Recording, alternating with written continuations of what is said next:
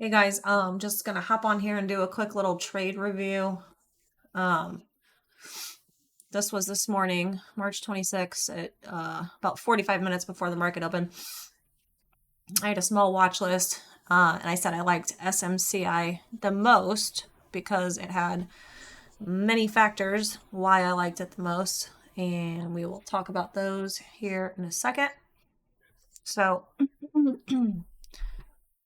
um, first thing to note, we are inside on the month. And what that means is we can expect actionable signals to fail because price discovery starts over and we get internal broadening formations when we are stuck inside a larger range. So you can see, like we always do, we mark our potential trigger, right? And then the last inside weekly candle, that becomes your range. So it's either good above it or it's trading back through to the other side of it. And not only did it trigger the week to the upside yesterday, you'll notice that wasn't just a weekly, it was also a pivot high, which puts you at potential short-term exhaustion. So when I was looking at charts today, I saw the 2 up, 2 down into a pivot machine gun and potential for outside week magnitude, meaning, again, we failed the last week's highs, so we would look to target last week's lows. So this is how outside bars happen. You fail one side of the range, start coming back through. We're going to go take out the other. So you can see it did it perfectly. Sorry, I think I'm getting sick. Did it perfectly. The day triggered and took out all these stops, and then in after hours it took out the 1, 2, 3, 4, 5, sixth target, and even intraday it came within 1 cent of the target. So that was a really nice trade. And even this morning, we always say you don't have to be the first one in. You can look for a lower time frame entry, but you gotta have your charts annotated properly. So you have to know your trigger, targets, what you're doing, because when you get into the small time frames, that's when you'll get lost. And there was a really good TTO or broadening formation at the open. So here's the chart. So I'm going to pull up the 5-minute chart and show you what happened.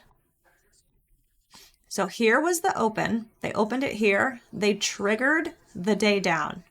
But then what did they do? They could not stay below the daily trigger. And then they went 2 down, 2 up, 5-er, basically just creating a little broadening formation. See how it made a slight higher high to that one? So this would be your TTO. So they triggered it. So even if you were in and you had a super tight stop, you would have to get out, and that's okay. That's going to happen sometimes, but you're not afraid to do battle and get back in, especially if you see this lower time frame broadening formation. And then here you had a 2 up, 2 down reversal to get you in. And then you guys really should be, as students of the strat or trying to get better at the strat, is what you want to be doing, marking your daily triggers, your daily targets, and going back and looking at the chart on all the time frames and finding how you could have gotten in, because there was plenty of ways in. And if you only got that 5-er and using the 60 to trail, because we know that 60s are major signals, you had no higher high on the 60 till the end of the day. So say you got in at 40.35 or 40.09. We'll just say 40.09. Let's say you're not a 5-minute sniper. You would have been able to have taken 7.12% of profit out of the market without any sweat or any corrective activity even. So that is what we like to see. And as always, you can take profit at your major target, which was outside week magnitude, 37.85, which we did get. And then even if you want to leave a partial or a runner, it would have got you some more money. So this was my favorite trade of the day. There wasn't much on my watch list today. Okay, let us talk about ES and NQ, because I posted, I don't know what day it was now. Anyway, I posted that we had hit weekly magnitude on ES and NQ, which is this. On one of my posts, it said 5809. This one says 5810. I don't know why it's different all of a sudden. Maybe I was using I think I was using the continuous contract. Either way, weekly magnitude was hit. So what does that mean? It means potential exhaustion risk. That's why we're always calling out and letting you know when we've hit target, because if they're going to reverse, that is where it's going to happen. This line, right? Weekly magnitude. What happened today? You got a 2 up, 2 down reversal. We ran out of day at the end of the day to hit the daily target, but it's done it in after hours, and we have this gap to fill, and we have a double bottom down here. So me personally, it doesn't really matter how you draw your Browning formations as long as you know you've got a higher high. We have this double bottom down here. So I would, in the next, I don't know if it's going to happen by the end of this week, really no way to tell. I'd like us to come down here and take this out. And I remember on my first Friday Ninja Trader live stream, I was talking about this double bottom, and I said that they are made to be broken. We will end up coming back down and taking them out. So I want the Browning formation to just kind of be ugly, but like I want it to look like this, right? Okay. Let's see. I don't know if there was a 12-hour. Yeah, there was. And we also use the 12-hour on futures. We use the 12 and the day. Now on stocks, we just use the 12 because it's the correct daily candle. But because futures trade 23 hours a day, we need the daily candle so we can get 23 hourly candles, right? Whereas on stocks, there's only 6.5 hours in a day. So if you're going to use the 12-hour, you're obviously encompassing the 6.5 hours. So what happened with ES, you'll see we had an inside 12-hour, 2 up, inside. We know we're at potential exhaustion. So you then can say to yourself, if the 12-hour works, can that trigger the week? So this is a bit of a domino setup. So you have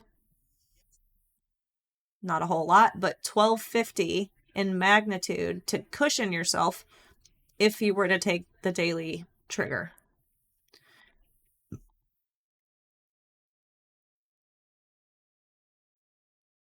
And then NQ, I called an outside day 10 minutes before the market opened, which we also got, because why? What did we just cover with the SMCI trade? It's the same thing.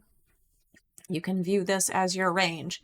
We go up, we fall back in. Where are we trying to go? Here, target 1 to become an outside day, and then target 2. And it perfectly did it 2 day. So that was nice. There was also a 12-hour. Look at this. 2 up, 2 down. Puked right where we wanted it to. And this was the first 12-hour down since Friday. So you want to know about that. You want to look at all your charts. And let's just say we close the week here. The week's over. What are we set up for next week? We are set up for a bearish rev strat. Inside, 2 up, 2 down. I'm not sure. Well, let's draw it how we want it. All the way down there. Right? So these 2 bars become an outside bar of these 2 bars. So if you blended them together, it doesn't really matter when they flip. This is an inside candle. But this candle is an outside bar of this, which is it's pretty much what we're doing all the time. I just wanted to come on and talk about that stuff. And I hope you guys are having a great trading week and staying on the right side of price action and time frame continuity. And we will see ya when we see ya. Bye.